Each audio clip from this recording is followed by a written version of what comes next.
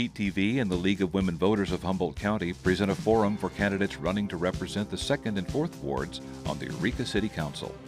Viewers may submit questions during this forum by calling 707-445-0811. This forum is being streamed live at KEET.org. And now your moderator from the League of Women Voters, Bird Lochte.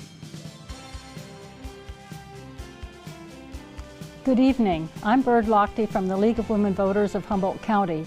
I'd like to welcome all our viewers tonight for a live candidates forum with the 2 candidates for Eureka City Council Ward 2 and the 2 candidates for Eureka City Council Ward 4.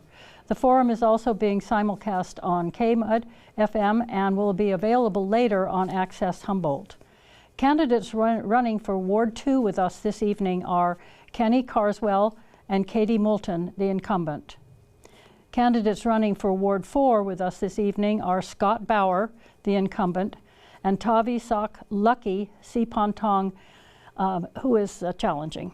Though the League of Women Voters, a nonpartisan political organization, encourages informed and active participation in government, works to increase understanding of major public policy issues, and influences public policy through education and advocacy.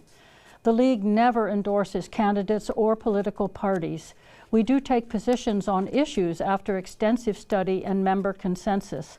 The League is dedicated to providing impartial information about voting and the political process. Membership in the League is open to women and men 16 years and older. League members are serving tonight as question sorters, timekeeper, and phone volunteers. Their names will appear in the credits after the program. Since the majority of our program tonight will use questions called in from viewers, I encourage you to begin calling in your questions to 707-445-0811. Our volunteers are waiting to take your calls. Some information about the job of Eureka City Council member. Description of the office: the City Council orders elections, levies taxes, authorizes public improvements, approves contracts, and adopts traffic regulations. It establishes sewer and water rates and sets the council agenda. It adopts or modifies proposed budgets and provides the necessary funds, equipment, and supplies for the budgetary departments. It confirms or rejects appointments proposed by the mayor. The salary is $500 per month or $6,000 annually plus expenses. Each elected council member will serve a 4-year term. The format for tonight's forum will be as follows. Each candidate will be given a maximum of 1 minute to respond to questions previously sent to the League or phoned in by the viewing audience. Questions will be screened by League members to eliminate questions of a personal nature and to prevent duplications. At the end of the question period, each candidate will have the opportunity to make a 1-minute closing statement. The candidates have drawn lots to determine the order of closing statements. Now let's begin the question portion of our program. Again, the number to call is 707-445-0811. Our first question will begin with Kenny Carswell. And the question is, what are your main goals and objectives should you be elected? Hi, good evening. First off, I'd like to thank the League of Women Voters for holding this forum. My main goals, if being elected, I've been doing a lot of door knocking in the area of Ward 2, speaking to my neighbors, and one thing that I think is huge is making sure that their voices are heard. There's a lot of people in that part of town that are feeling that they're not represented by the current city council, so that would be my first goal. Second goal, and this is huge, not just in Eureka, but across the nation, is to face our housing problem. I want to work with local housing groups. I do want to come up with collaborative ideas, especially listening to the voices of Ward 2 and Eureka as a whole. Third, I feel that our local law enforcement and our firefighters are understaffed. They're having issues with recruitment and retention. We need to be on par with similar departments and agencies of their size with other cities. Thank you. Katie Moulton, your answer, please. My priorities would be, I've also been knocking on doors in the ward, talking to people, and everybody wants to talk about housing. Housing is far too expensive. I have families living 2 and 3 families to a house, not because they can't afford a home, but because they can't find one. We need more affordable housing in town. Eureka is also leading the state on creative solutions to homelessness, and I know there's a very visible problem. I run a business in Old Town, and I totally see when there's folks down there who are hard to house, that the problem seems really big. But Eureka is attacking this from a variety of directions, and I would definitely want to keep doing that, keep finding innovative solutions to homelessness, as well as growing our economy from the ground up. We've got new industries coming in, and I want to see those industries bring good jobs for local people. Thank you. Scott Bauer, what are your main goals and objectives should you be elected?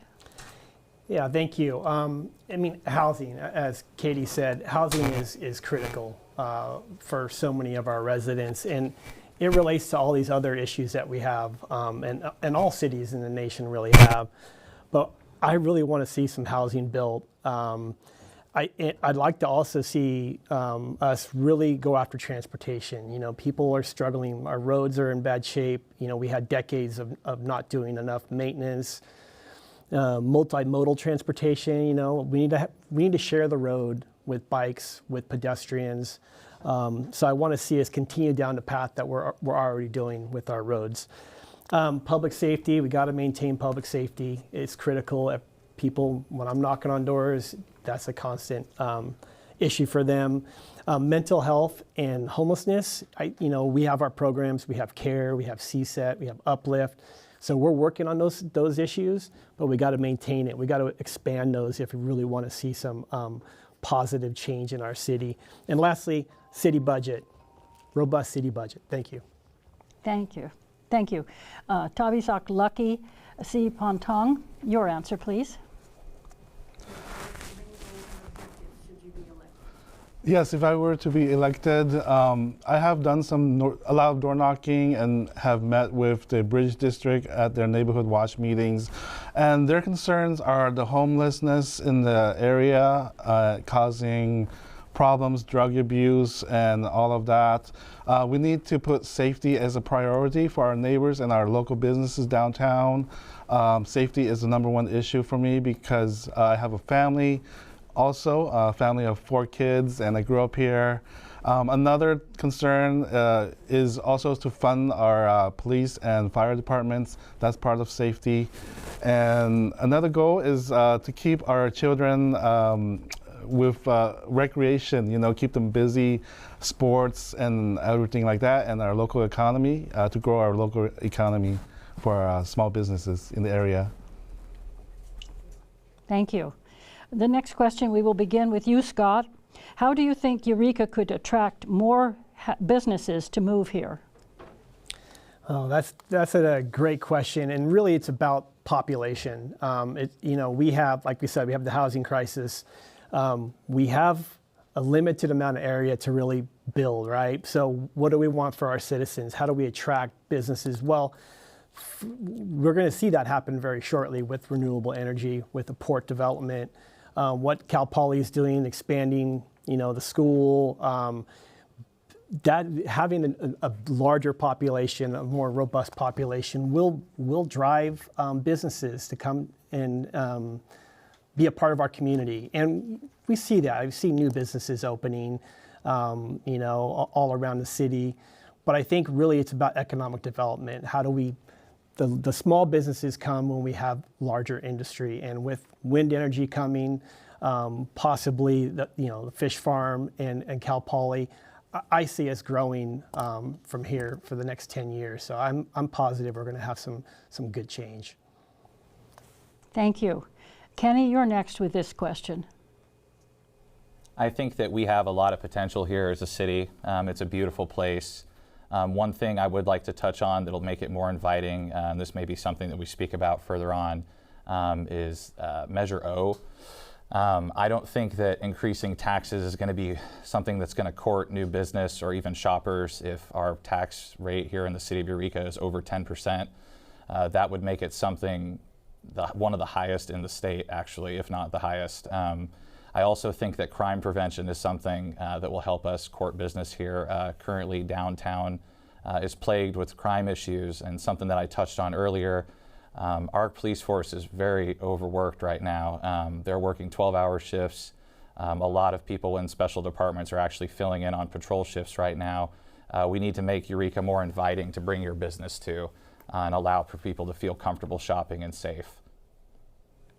Thank you. Lucky, you're next with this question. Well, I grew up here in Eureka, and I remember seeing when the Bayshore Mall came in, and that was very exciting. I was a little kid, went shopping there with my mom, and also we had the Eureka Mall at the time too. And all of that, you know, you've seen what happened to the Bayshore Mall. It's mostly vacant. Eureka Mall is practically non-existent. We need to bring businesses back to our community, to our cities, and we need to attract those businesses somehow. We need to give those business incentives. If a mom and pop store would like to start a business, we need to help them out. We need to look out for our downtown businesses, maybe preserve some parking spaces. I know that we have the visitor center that just got acknowledged as a California visiting center, and that's great.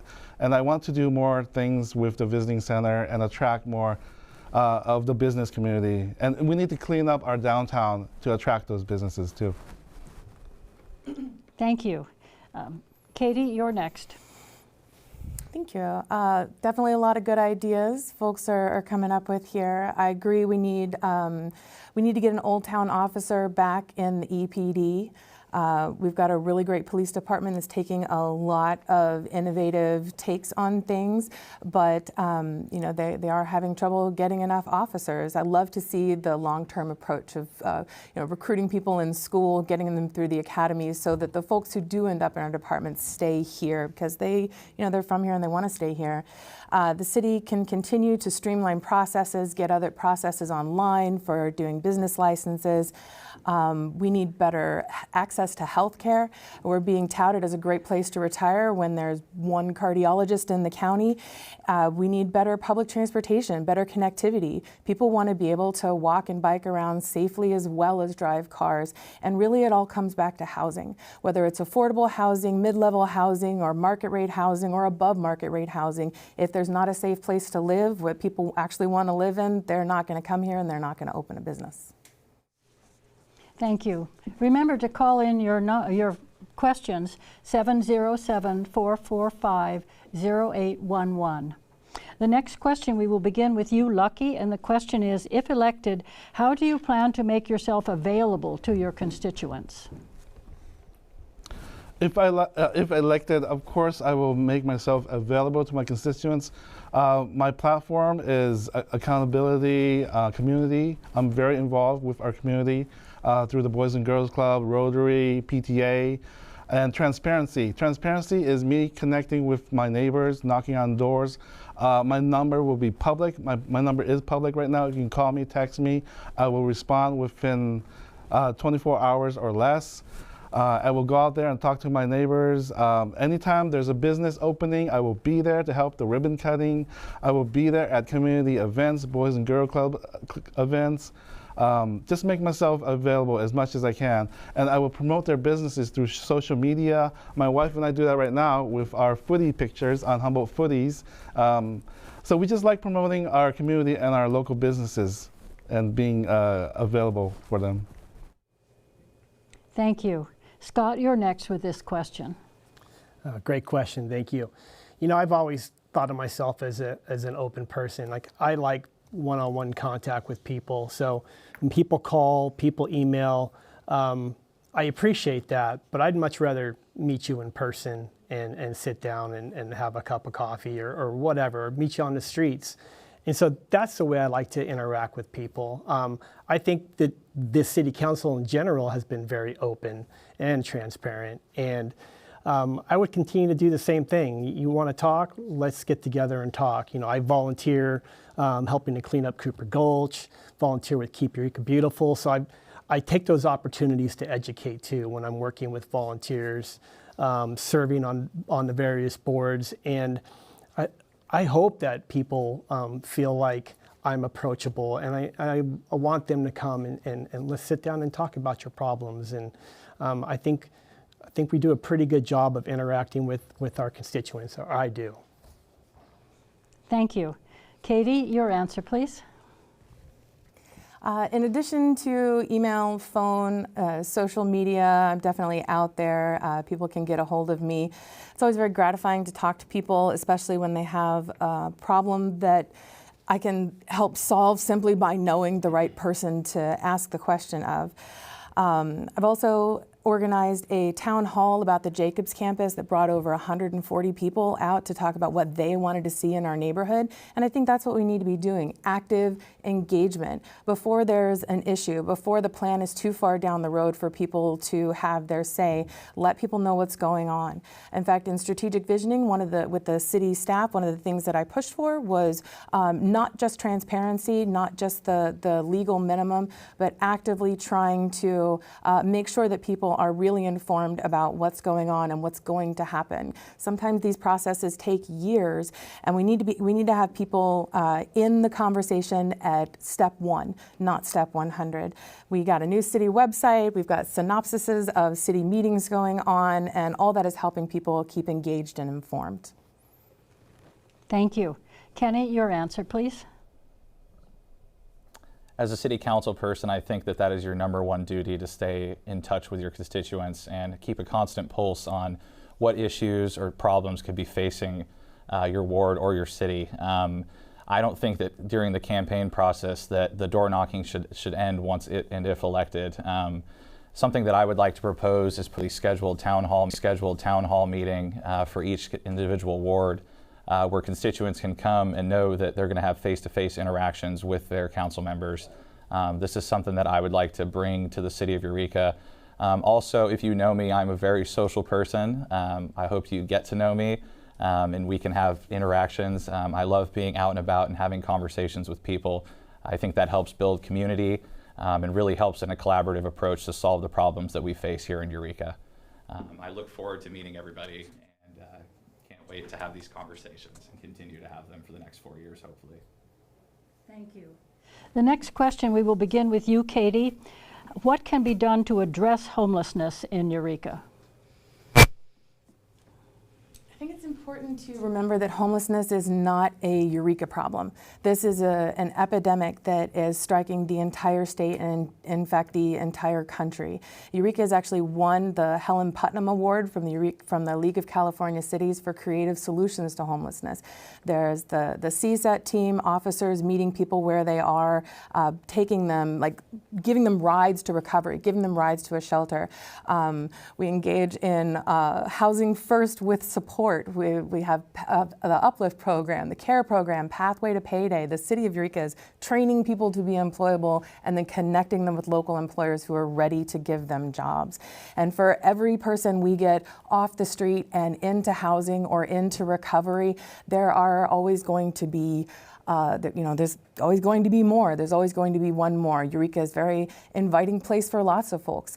I think the important thing is to approach the situation with compassion and remember that we're talking about human beings who have civil rights and we need to take care of them. Thank you. Next will be you, Lucky, to answer this question. Yes, I agree with Kati that we need to look at the homeless individuals as humans too. This morning I was at IHOP with my wife, and as we walked out, a homeless person approached us and asked for money, change, and whatnot. I offered them food, and I gave them the food, and she was really appreciative. At first she was yelling across the street, sounding crazy, but then when she approached, she asked me politely and everything. So the homeless people are people too, and we need to treat them as such. And I think that we need to approach it as a multi-agency, the city, the county. We have to get together, mental health. Everybody, I like what Betty Chen's doing, just coming up with solutions for homeless individuals to make it happen with all the different programs that the city has too. But we need to do more and see what's out there, see if there's federal grants or federal money that we can have to help our homeless. Thank you. Kenny, you're next. I agree with previous statements that this is not just a Eureka-centric problem. I think another part of this problem is just addressing poverty as a whole, which is not also just a Eureka-centric problem. We need to create living wage jobs. The creation of hopefully this offshore wind project, this aquaculture, Nordic aqua farm project. It does sound like there is some serious interest in some large retailers to fill some of the vacant spaces in the Bayshore Mall, and both that and the Kmart building. That will help create some living wage jobs as well. I think that what Betty Chin has done for our community is amazing. We need to continue to support her. I know that with the Eureka Police Department, the CSET team needs to continue to be funded and supported as well. These are people that are more oriented to addressing these issues and frees up our patrol officers to address other issues. I think that there's not a one-size-fits-all approach to this. I think we need to collaborate with other cities of similar sizes and really just think of any possibility to help us with this problem. Thank you. Scott, you're next, please. Yeah, I agree with so much of what my fellow candidates said. Eureka is not unique. I mean, every city in the nation is faced with this issue. And we've been doing, like Katie said, we've been doing a lot, between Uplift and Pathway to Payday and all these great programs that we've started, staff have created, won awards for. We're doing all we can, but it's going to take a regional approach to addressing this issue. All of our cities need to take part in how we address it. It can't be just a Eureka thing. Eureka will take care of it. I really want us to see collaborate more with the other cities, with Eureka or with Arcata, with Fortuna, so that Eureka is not kind of left having to do all the work. It needs to be a group effort to address something that is affecting so many people, of good human beings that are just trying to get by. We have a long ways to go, but I think we're game to do a good job with it. Thank you. The next question will begin with you, Scott. Do you support or oppose Measure F, and why? Well, that's great. I oppose Measure F. I don't think you'll do anything to improve housing. I've talked to many people about this particular issue, and we are doing. We have a lot planned, and we're this close to getting things funded. Measure F challenges what we've already put together in our general plan with our vacant lots. We're getting there. It's just things take time. The wheels of government take time, and we're almost there with a couple of places where we're going to be building low income, moderate income housing. So I don't think it's the right time to throw all that in the dustbin. And we need to be honest with people about housing and not make a smokescreen to confuse people and think that this is going to be a better path than one we've already started. Thank you. Next, you're Kenny. You will answer this question, please. In a lot of my conversations talking with people and my neighbors of Ward 2, the general consensus is for the Jacobs property, they're wanting to see the California Highway Patrol headquarters. And that is the majority as of now, and I always want to speak for that majority's their voice and keep their voice at the table. That being said, as far as Old Town is concerned, which is the other portion of Measure F, I think it's vital that we provide parking with the housing as well. We can have the best of both worlds in this sense. Local business owners are struggling as it is. If you go to Old Town and have a conversation with, I'd say 80, being very conservative % of the business owners down there, they are worried about this. Our past chamber president actually wrote a letter to the city expressing concern about the viability of our businesses in Old Town if we were to eliminate these parking lots down there for our businesses. Many people have spoke out against this, but that being said, whether Measure F passes or not, I am looking to work with the people of Ward 2 and the city of Eureka to make sure their voices are heard and what happens moving forward. Thank you. Katie, your answer, please. Try to sum this up in 60 seconds. Measure F builds no housing. It is called affordable housing. It is the exact opposite. It will stop affordable housing from being built. It deliberately puts a huge burden on affordable housing projects of creating at least 2 stories of parking garage under, adding millions of dollars of cost to housing that is supposed to be affordable, making it unaffordable. They pretend like the Jacobs campus is this magic pill where you can throw several hundred units when, yeah, it's most likely going to end up sold to the CHP. But all it does by creating a zoning overlay at Jacobs is remove the public part of the process. So whoever builds there can build whatever they want practically without having to ask the neighborhood what they want. That isn't transparent. That isn't accountable. The city would have to give back tens of millions of dollars in grant money that we already have to build a public transportation hub and to build affordable housing. When you have better transportation into the city, people will use it. People want to ride the bus, but they don't because it doesn't work very well. When we have a better hub, people will use it. More customers equals more business. I run a business in Old Town. People want to be able to get there without having to bring their cars. Thank you. Your answer, please, Lucky. Okay, yeah, I've spoken with many business owners and residences throughout the city. This is a very big topic, of course. And I can see why now the proponents of Measure F brought it to the table because of the downtown with the parking lots and all of that. They want to preserve the businesses down there. But in all fairness, putting it all on the Jacobs campus, I don't think that's fair to the neighbors there if they want to put those affordable housing complexes there. They need to talk to the neighbors first to see if that's okay with everybody. I mean, we could always put it somewhere else, but I think we need to be transparent. I think the Measure F people need to be more transparent. I think the city needs to do a better job too when they're going to put an affordable housing complex somewhere. I think we need more community involvement. But at the end of the day, I'm still going to oppose for now. Thank you. The next question will begin with you, Kenny. The caller asked about spending money on a fancy new corporation yard and why the city can't spend that money on purchasing the Jacobs property. So to the best of my knowledge on this topic, the number that the Eureka City Schools is looking to sell the Jacobs piece for is more than double what was paid for the corporation yard behind the graveyard there. If you're not familiar, it's behind the new Lost Coast Brewery, tap room and brewery. I also had this question at first. I do think that it is important to move our corporation yard out of the tsunami zone. This is something, if we were to be hit with a natural disaster, we need to be prepared for. So these vehicles and resources need to be safe to help us in the case of a tsunami. I definitely think that there are other avenues and ideas of pieces of land that could be used for housing, one of which is the area behind the Eureka Mall. I don't know if you're familiar with that preschool facility there, but there is a whole fenced off section there.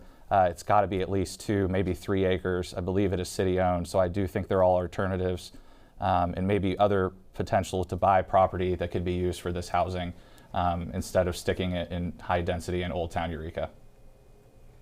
Thank you. Scott, your answer, please. Oh, the courtyard. You know that the existing courtyard that we have is, some of the buildings are decades old, practically falling down. It's located in the tsunami zone, as Kenny said. If there were ever to be a Cascadia event, a subduction zone event, there would be a tsunami, and when we're responsible for first, emergency response, we need all that equipment to be in a safe location. So we have to do that. We have to build a courtyard. But I want to talk about Jacobs because we actually at one time tried to buy Jacobs and we were turned down. So it's not an either or thing. It's the history is more interesting than what is kind of talked about. But the courtyard has to happen. We have to have an advanced facility that can handle not only emergencies, but everyday sewer issues, water issues. So I'm looking forward to seeing us build that for our public works and for the community. It'll be a great benefit. Thank you. Lucky, your answer, please. Oh, can you repeat the question? A caller asked about spending money on a fancy new corporation yard and why the city cannot spend that money on purchasing the Jacobs property. Perfect. Yes, I agree that we need to spend that money to purchase the new courtyard because our transportation, the vehicles for the city are very important to keep, and it's in the tsunami zone right now. And I looked at the plans for the new courtyard, and it does include like EV charging and everything like that. If there's an emergency, we need those the city staff to use those vehicles to do what they need to do in case of emergency. And if it's in the tsunami zone, then that's not going to work. So I agree with that purchase. Thank you. Kati, your answer, please. As everybody said, the courtyard had to move. It's in the tsunami zone. That's as simple as it gets. And there's not a lot of buildable land in Eureka that is big enough and in an appropriate location to house that kind of facility. If the question is why didn't we continue to build more or to bid more and more and more for the Jacobs campus when we were, it was the city and CHP bidding to try and get it, to try and buy it from Eureka City Schools, I would say that we have a responsibility to spend the public resources responsibly, and we can't just get into a bidding war with a deep-pocketed state agency like the CHP. They also have to move out of the tsunami zone. They're motivated as we are, but also very well funded. And there turns out there were other options available. It wouldn't have been cheaper even if we had got the Jacobs campus to build the courtyard there. Building a new courtyard is going to cost what it costs. And of course, right now we've seen the Cadillac version and we are paring down from that. We've seen the designs for what is possible at the high end, and we're doing all kinds of cutting back and value engineering and phasing construction to make that really fit within what's going to be possible in the city budget. Thank you. The next question, we will begin with you, Lucky. The question is, do you support or oppose Measure O, and why?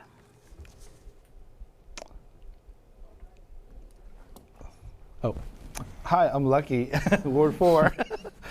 I understand that the county needs the funds, to fund county activity, county, roads and whatnot, and but it's in a general sense, it's a general fund, so they might not use those funds for the purpose that the voter thinks that they'll use it for. And I don't believe that we should impose a high tax like that on our citizens when they're already strapped. I heard that it could be up to 10% in Eureka itself. So I think the county needs to go back to the drawing board and find another way besides Measure O. Thank you. Kenny, your answer, please.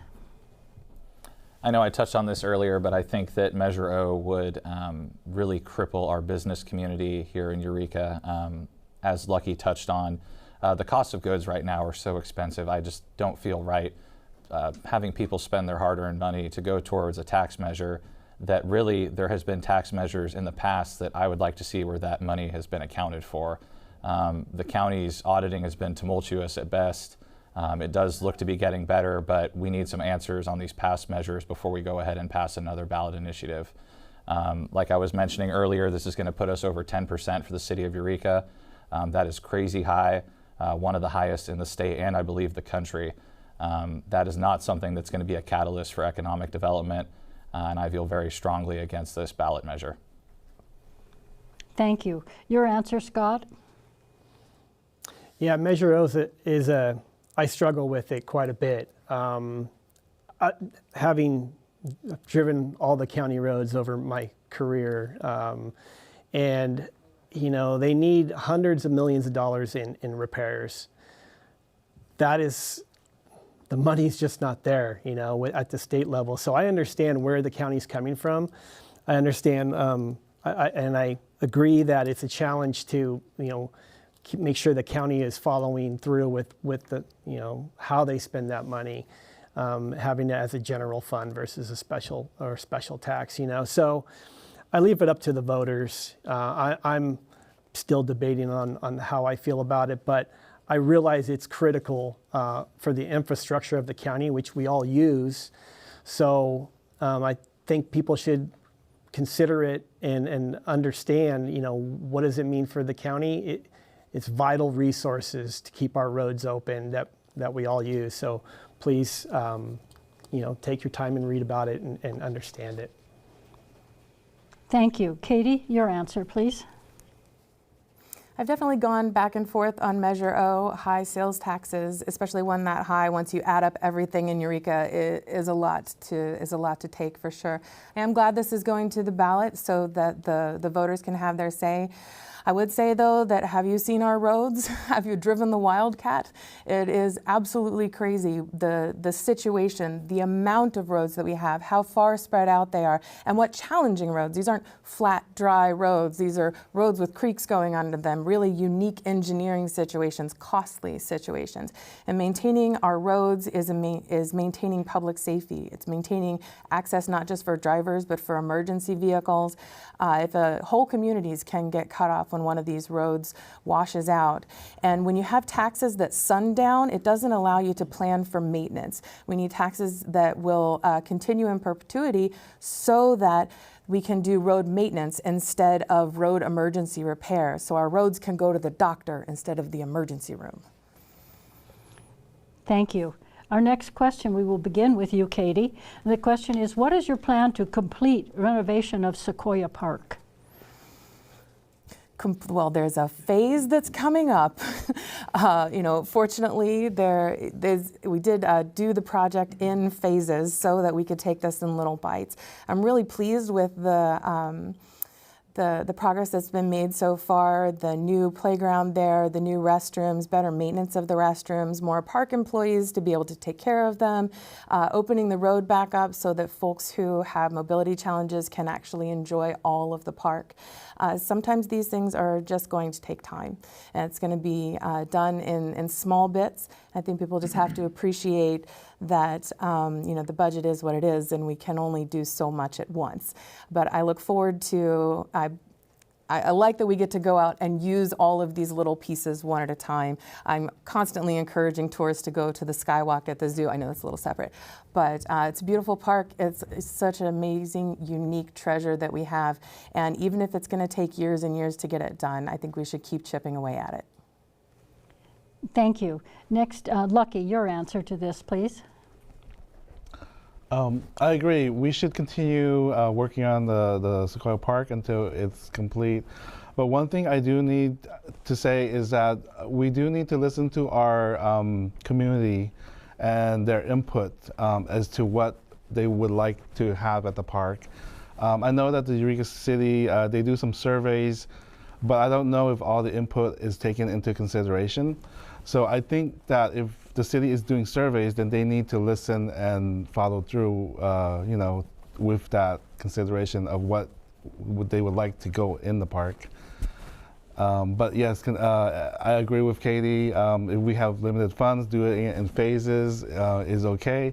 I do have an 8-year-old, so maybe by the time he's 16, he could see the whole picture. So yeah, hi my family.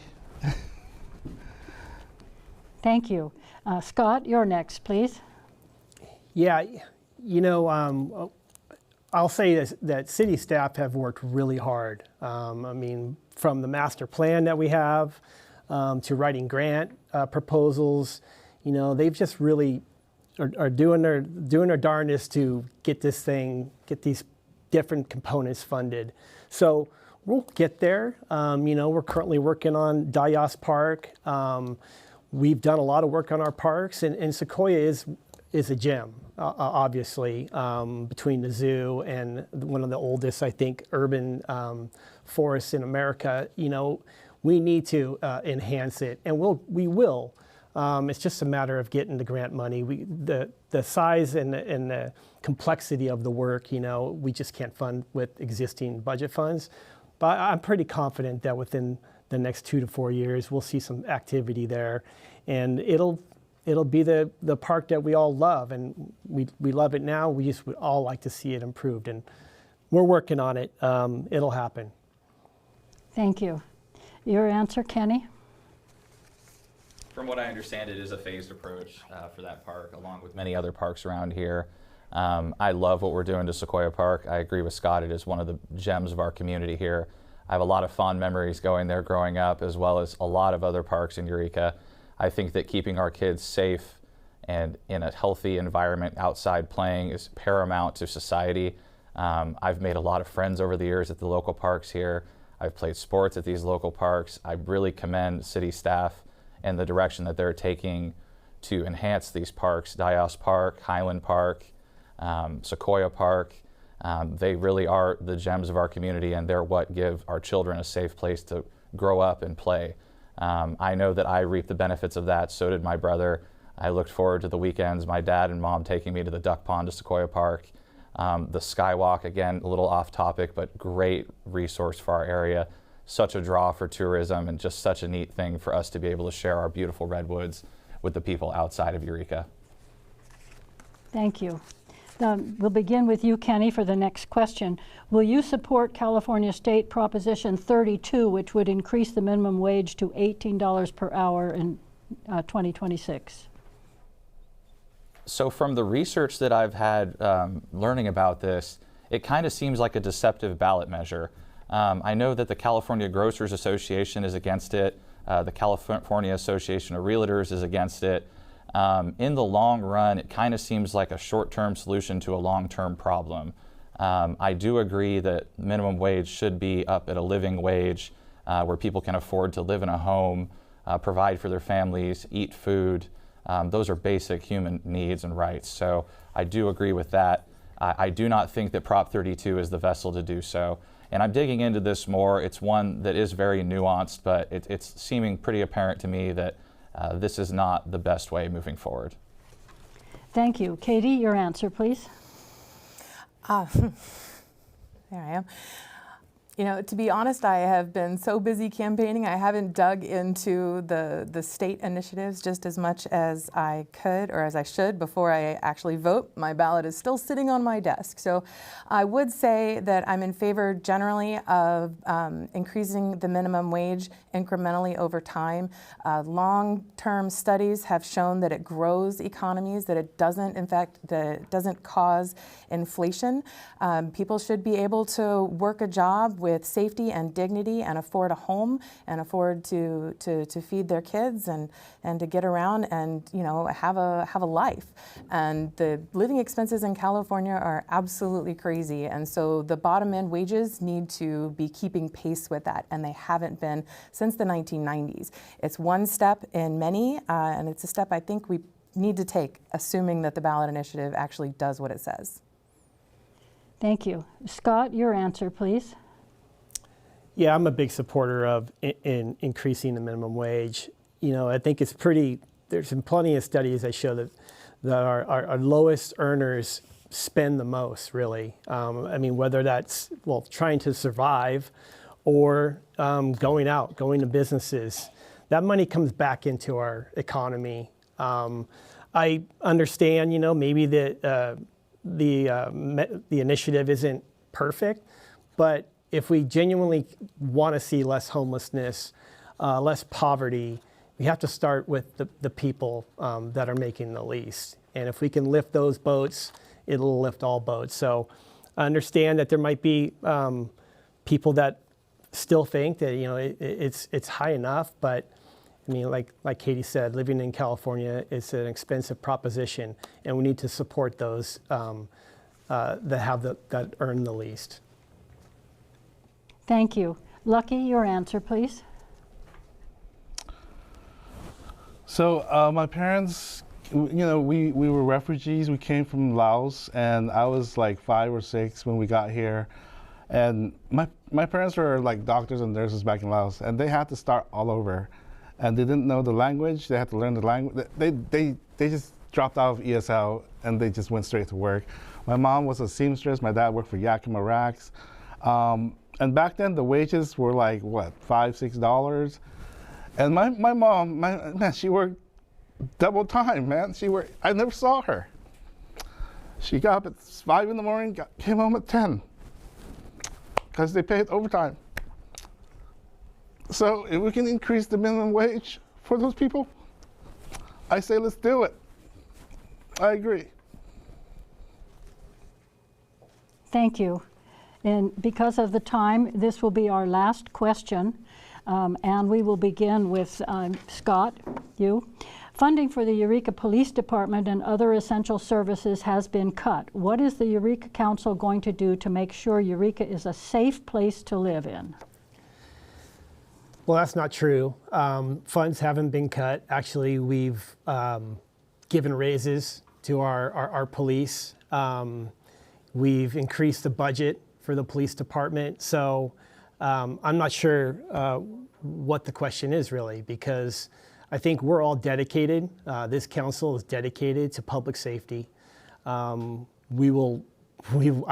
least while I'm on it, we won't be cutting public safety, police or fire. So kind of baffled by that, but we're doing, and if you can ask the police, I have lots of friends in EPD, and they'll tell you people are much happier these days. And yes, we would like to have a fully, staff force, and we're pretty close. But it's a challenge finding recruits, finding people that want to be a public servant and carry a gun. I mean, it's a heavy lift, and we'll do our utmost to support them, and I always support them. Thank you. Next, Kenny, you answer for this, please. This is something that I feel really passionate about. I have a lot of friends and family that have been in law enforcement and firefighting. I know this is a question that is law enforcement centric. I did recently do a ride along with Officer Joey Couch of the Eureka Police Department last week, and I got a chance to hear some of their concerns and what's been going on with them. They did get a nice raise, and it's moving towards a direction of being comparable to equal-sized departments across the state, and they are excited about that, but those are steps we need to continue to keep making. I will segue, because we are talking about public safety here, our firefighters, we are losing them like crazy. We're losing them to Arcata Fire, we're losing them to Reading Fire, we're losing them to Cal Fire. They are underrepresented, in my opinion, currently. Done several ride-alongs with them. I'm doing another tomorrow evening, actually. We need to make sure that we retain these people. These are the people that when you call and you need them most, you need them to be able to show up for you and be staffed and not overworked, in a sense that they are on their A game when they are helping you out. And that is very important to me, and I think to my constituents as well. Thank you. Lucky, your answer, please. Can you repeat that again, please? Funding for the Eureka Police Department and other essential services has been cut. What is the Eureka Council going to do to make sure Eureka is a safe place to live in? I did look at the budget and the funds for Measure Age, and they were allocated towards the safety and the fire department and everything, so they did get a raise. But I do agree with Kenny that we should not cut any funds from the safety and the fire department, the police department. We should do whatever we can to keep them funded because they keep our community safe. And if I'm elected on council, I will make sure to that happens. Thank you. We'll be talking to you'll be telling us about your closing statements, and before you do, I want to. I'm sorry, Katie. Katie, your answer. Sorry, my mistake. You said you'd skip one of us. So yeah, I'll echo what Councilmember Bauer said, which is that the departments have not been cut. In fact, the budget for police and for fire and for other essential services has gone up in the last few years, much in thanks in part to Measure H, to having a tax that's going to continue so that we can plan ahead to use that money. The EPD has been making great strides, bringing in recruits younger, bringing in folks in, getting them through the academy. We are this close to being fully staffed. Also, I think that increasing public safety means addressing all the different problems that the EPD faces. By the way, they came in and they got exactly what they asked for in negotiations and a little bit more. So I hope they are happy with that. Multi-year raises that are going to continue for several years into the future. Also, we're funding the CARE program so that when the EPD comes across somebody in a mental health crisis, it is a psychologist that is dealing with that situation instead of a person who a person with a weapon. We want to have the right training for the right people in the right situation so we can solve problems instead of just bagging and tagging people who are suffering. Thank you. Now, there were a few things that we didn't get to in questions, such as public transportation, improving it, your priorities for your first year, vacancies in downtown, what to do about them, and what the impact of Measure F would be on staff and the council, the city of Eureka, if it passes. So you might want to address those in your closing statement. And we will begin with your closing statement. Thavisak Lucky Syphanthong. Yes, this is my first time running for public office. I have been involved with the community through my children's school, PTAs, the Boys and Girls Club, Rotary, and so I grew up here. I love the city of Eureka. I love my community. I've seen it when it was in its heyday, or heyday according to my lifespan when I'm alive. And I think we can go back to that period again and thrive, especially with new industries coming in, the fish farm, the windmill industry, the fiber optics. But we do need to support our local businesses, our mom and pop shops in Old Town, address those safety concerns that we have. And yeah, so I think that if you vote for me, I will bring a different perspective to the Eureka City Council. I have different background, and I'm also a dad of 4. Hi. Thank you. Katie Moulton, your closing statement, please. We'll just get everything in here. I am a working mom from the neighborhood. I have served this community in one way or other for the last 20 years, working with at-risk youth, incarcerated youth. I helped run the Kinetic Universe, which brought tens of thousands of people and millions of dollars into the area. On council, I have spearheaded efforts to create more transparency for the EPD in the form of a citizen oversight board, a notion that the EPD was in support of while we were doing it. I'm dedicated to bringing the people of the Eureka to the table, especially when it comes to things like the Jacobs campus in the 2nd Ward. The people who live, the families of Alice Burney, the people who live right there deserve a seat at the table. They deserve a public process, and I will continue to work to make sure they get that. We deserve a city that's strong, that's easy to get around, that has enough housing. Measure F would mess all of that up and cost us millions of dollars in fines and in lost grant revenue, all over a few hundred parking spaces when we're talking about really improved public transportation. And we have families that can't find a place to live. We also need fun, you know, like arts, culture, come out, go to Arts Alive, it's great. Thank you. Kenny Carswell, your closing statement, please. So I'm a lifelong resident of Eureka, California. My family has actually lived in Ward 2 since the 60s and continues to work there, or excuse me, live there. I have lived the majority of my life in Ward 2, give or take 4 or 5 years. If not, I lived close proximity and in the city of Eureka still. I am active in our community. I do sit on the Humboldt County Workforce Development Board. Jobs are important to me. They are the foundation of a healthy community. I also serve as a member of the Old Town Rotary Club, so I am active and in the community. My number one takeaway that I'd like to talk to you guys about tonight, though, is just being able to communicate. I am an open door. I want you to be able to call me, text me, email me. I want to have these issues out in front way ahead of time before they become a problem. So please reach out to me. Right now, my email is ward2kenny@gmail.com. My website is ward2kenny.com. I'd love to have conversations with you. I'm hoping to knock on every one of your doors and have a conversation with you. Just asking for your vote. I want to get to work for the people of Ward 2 and my neighbors. Thank you. And finally, your closing statement, Scott Bauer. I want to thank the League of Women's Voters and KEET. I'm going to have to talk really fast to get this all through. You know, I've lived in Eureka for over 20 years and more than half my life in Humboldt County. And I came to City Council in 2020 because I believe in making a great place for our kids, my 2 boys, you know, and everyone's kids. I really believe in community and in community resilience.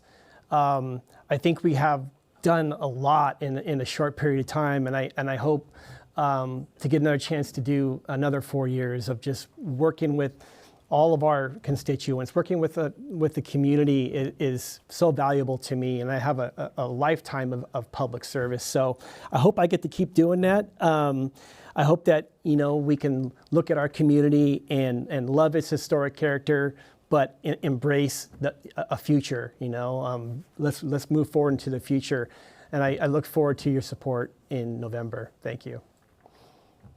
Thank you.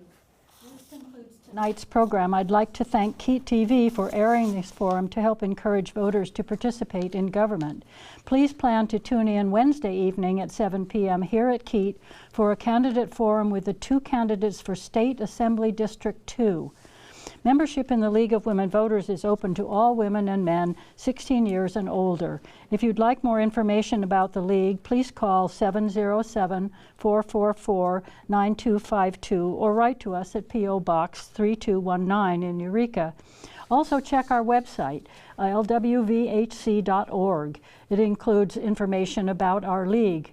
For more information about the candidates and the elections, go to vote411.org. I'd like to urge all our viewers to consider contributing to KEET-TV. It's through viewer memberships and contributions to KEET that they can continue to present these programs, which are so important to our community. I'd like to thank those of you who took the time to phone in your questions. We've all gotten a clearer picture of the issues in the community because of your questions. And finally, I'd like to thank the candidates themselves for taking the time from their very hectic schedules to answer the questions of the voters. Thank you also for having the dedication to democracy to run for this important office. Thank you for watching, and please return your vote by mail ballot or vote in person on November 5th. Power is in your vote.